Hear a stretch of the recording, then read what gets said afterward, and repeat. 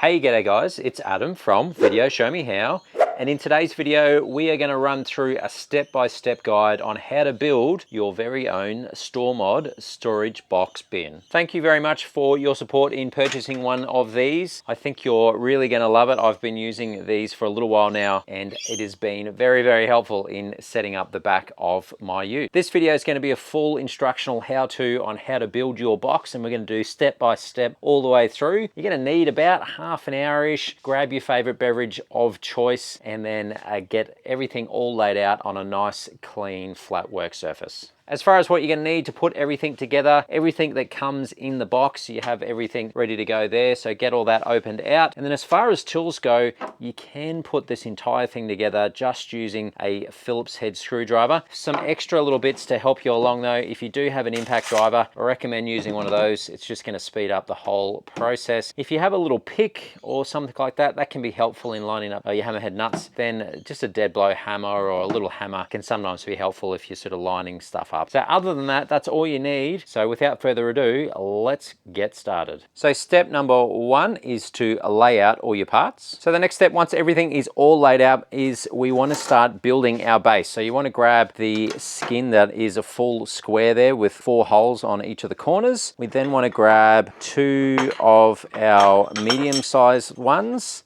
They will go on there and there, and then 2 of the shortest versions, and they go on there and there. From here, it's a matter of then getting our brackets ready so we can tie this all together. And this is how they work. So you want to grab 1 hinge, you want to grab 2 of the machine screws, and then 2 of the hammerhead nuts. And how these guys work is they have a smooth side, and then on the other side you'll see some little grooves. And that's the side you want to face up when you slot it into the extrusion. The reason for that is when it slots in there like that, and then you screw down on top, as you tighten down onto the screw, what will happen is it will spin sideways like that. So as you're tightening down, it will spin around, it will then grip the underside of the extrusion and tighten everything and lock everything in position. So you just want to make sure that when you are tightening these down with your brackets, that the nut underneath there is spinning around and locking into place. When you do that, you'll know when you do, because everything tightens up. So to speed up this whole process, rather than dropping them in and trying to line everything up, I recommend the best way to go is actually build all of your brackets first. So to do that, it's just a matter of dropping a screw through each of the ends. So 1 through that one through the top one, just like that. And then you want to screw these guys onto the ends as well. And if you just get them started so it's a little bit like that, that's kind of what you're looking for, because then when it comes to actually attaching stuff, you can kind of just drop it in, start tightening it down, and then basically drop the next one in over the top in there like that as well, and tighten that one down, and then that's as simple as it gets. So you're not having to muck around lining up each of the holes in the brackets. But what we want to be doing is starting to tie all of these components together and making a big square. And so what we want to do is, once you've got your brackets, we want to attach those on the inner side and then screw them down nice and tight, making sure that your edges are nice and square. So it should look a little bit like that. We've got all 4 of our corners all nice and squared away. And when you tighten these down, you can go nice and tight. We don't want to go maniac tight, just regular tight. Just make sure that everything is all nice and square. And the other top tip as you're starting to put this together is you want to make sure you square everything off to the skins. These guys are laser cut to 0.5 millimeter, so they are ultra precision. So when you're starting to bolt everything together, like our next step, which is flipping this guy over and attaching our skin here, you want to make sure that the skeleton underneath matches up to the skin, not the other way around. So that's our next step, is to attach our skeleton on our base here. To do that, it's just a matter of grabbing a couple of your hammerhead nuts and then literally just lining up with where the hole's going to go. Same down here. 4 on this one, 1 on each corner, same on those 2. And then once again, grab your little machine screw here, and it's just a matter of tightening it down. And attached, it should look a little bit like that. It should look like a bit of a base of a box, so it's starting to come together. Once you've got that part done, now it's to move on to our uprights. So you want to grab, there should be 4 of those, the longer ones, and then it's just a matter of lining those up in each of the corners, into the corners, 1 on each corner there like that. Grab your bracket or some that you've already made up, and then it's a matter of just dropping those guys in, slotting those into position as well. on all 4 corners. All right, so on to the next step. You've got all 4 there. Now we just need to complete the skeleton, really, which is using, you should have 4 left over, 2 longer ones and 2 shorter ones. Exactly the same as what we've just done on the bottom there, except now we want to be attaching to our uprights here, just like that. Use the rest of your brackets up on the inner corners, and then same story all the way around. So here we are. Great job so far. Congratulations, your skeleton is complete.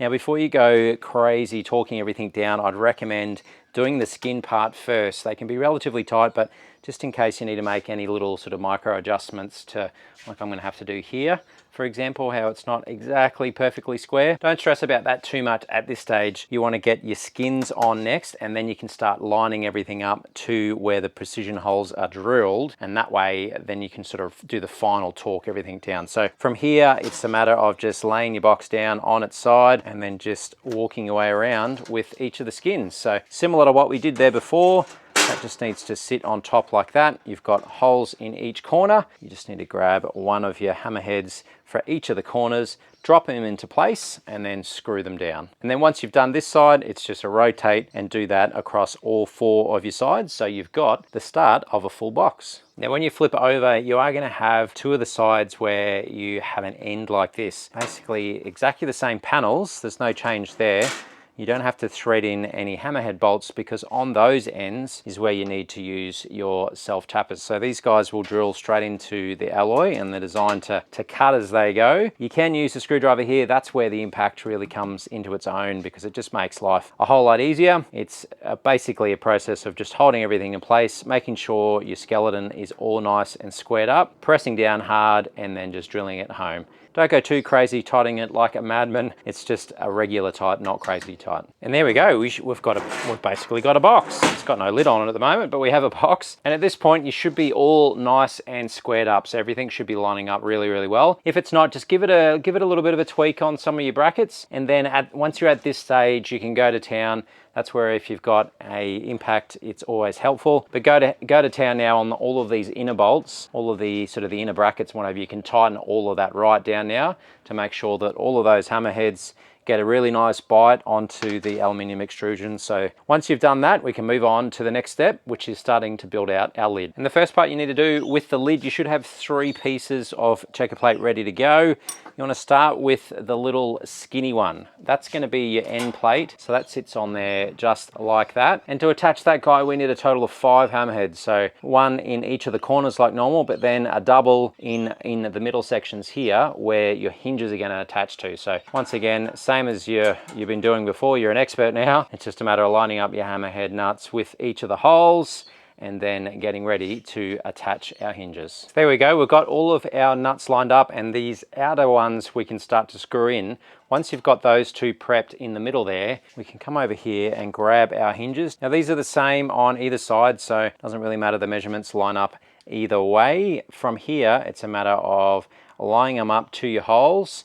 Then you want to grab these little guys, the longer ones, and they then just screw them into place. So that's our next step. Get them all lined up, and you should have our leading edge here all lined up on the edge of our extrusion here. So all of those 3 bits, the hinge, the checker plate, and the extrusion should all line up nicely. And here we go. Here's our hinges all attached. You can tighten those down. From here, we want to put on our top plate, similar to our little skinny one here. This just goes on the other end. So line it up there with the lid there as well. 1, 2, 3, 4 for your hammerhead nuts and your machine screws. So you can bolt that one into place. Then once the back section here is all in place, there's kind of only one thing left to do, and that is to construct our lid. So before you go bolting these guys into place, you can no doubt see what's happening here. That's obviously going to attach to there. We want to put our hinge in. It's just easier if you can do it while it is out. So you'll have a couple of components here, keys there. Now this already has a rubber gasket in here, so you don't need to remove that. And then to attach, this silver section here comes off, and that sort of clamps the black section to our lid. So you can see in here we have a little Phillips head, so you just want to remove that. And then once you've unscrewed it, this whole silver section needs to come off, something like this. And then make sure you've got your rubber gasket in place, and then you want to have it so that it shuts with the locking pin facing you, facing the skinny part of here. So you just want to pop that down into place, then flip the whole thing over, and then you'll see that what we need to do now is reattach our little locking clamp. So you just got to sort of wrangle that back over the top, get it around the right way, and then you can see the little hole there. Just need to get your little screw that we took out there before and screw that down nice and tight. So it should look something like that. Now, before we go completing this part, you just need to extend this guy. So in your kit, you should have a longer bolt. We need that so we can get our clearance with our box and make sure the lid actually locks. So if you do still have that one on there, it's just a matter of screwing that one off. We can then screw on our longer replacement here. It should just thread straight in there. We just need to take one of these guys back off, and then that will go on underneath there.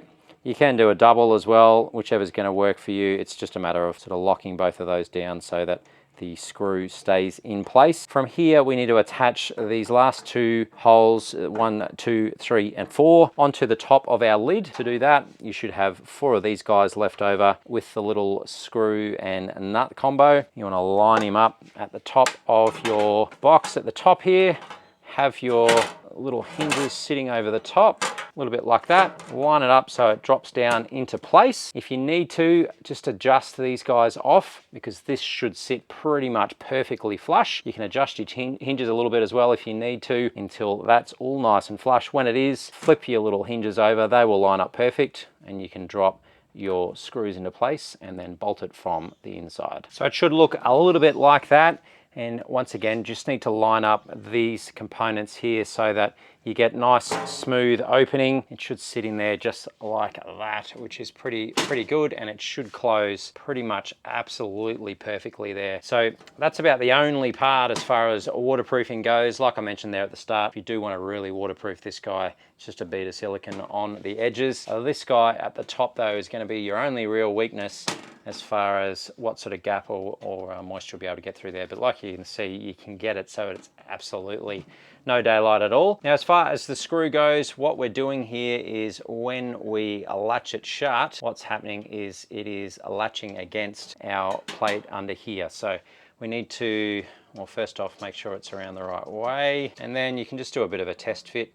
So we want it to be just back from being flush underneath here. So if you sort of line it up there, that's looking pretty good. Just give it a bit of a test. And you want it so that if it's too long, it will touch there. The trick is pretty much just as it clears it, that's about spot on for your lock. So just sort of keep winding it back, give it another test. We're all the way through there. It looks like we're just touching. Another couple of twists, and there we go. Latched, no problem at all. Perfect. So once you're latched into place there, you can just screw down your locking nuts, one on one side, the other one on the other, and there you have your locked Stormod storage box bin. Now at this point you're all done, so congratulations, you've successfully built your box, and hopefully this is going to work an absolute treat for you and you're going to enjoy and get many years out of it.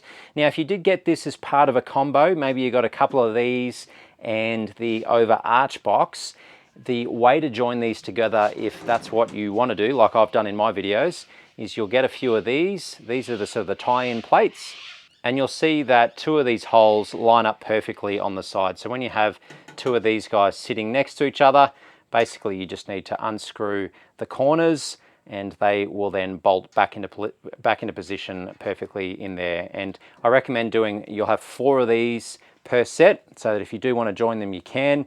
I recommend doing the outside, so 1 on each corner, 1 there, and then same over here and over here. If you wanted to, you could put it on the top.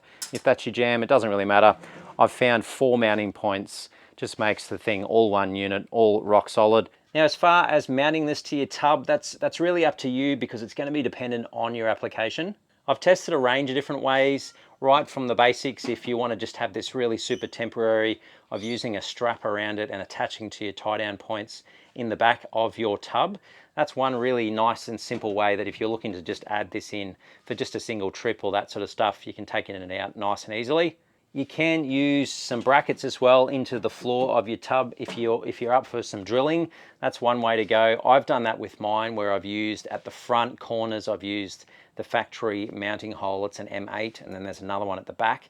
and I've just got some big L brackets where I've basically taken our skin off, drilled a hole through our extrusion, and then same on the skin, put the skin all back on, and then from the inside I can sort of bolt a bolt into place and bolt the bracket on from the outside, and then that's what I've used to then bolt into the tub. So it really depends on your application, you know, how much weight you're putting in here and all of that sort of stuff. Now, final thing to note, that one of the big advantages with this type of box and this modularity is the fact it's modular. So say if you've got this and you bang the heck out of that out of a trip, or maybe you've thrown a bunch of gear against it, you're out on the work site, or you've gone camping or something like that and you dent the heck out of it. That's one of the big advantages of this, is because it is modular. Say you dent the heck out of this, or the panel's massively damaged, you can just jump on the website, order up a spare part. You go to the spares section on the Stormod part of the shop on VideoShowMeHow.com. You can just order a new one. You're a master at putting these together now, so once it arrives, it's literally just unbolt the old one, bin it, and bolt on your new one, and boom, you've got a brand new box again. But that's about it for this one. I hope you enjoyed the process and you're loving your new box. If you're putting this in and you're on the socials, make sure you tag me in. I'm really interested to see how people use these, what sort of gear they keep in them, all of that kind of thing. So make sure you tag Video Show Me How so I can make a bit of a comment on your posts and check out how to use it. But other than that, as always, I hope that you have an amazing day, and I will see you in the next video. Cheers, guys.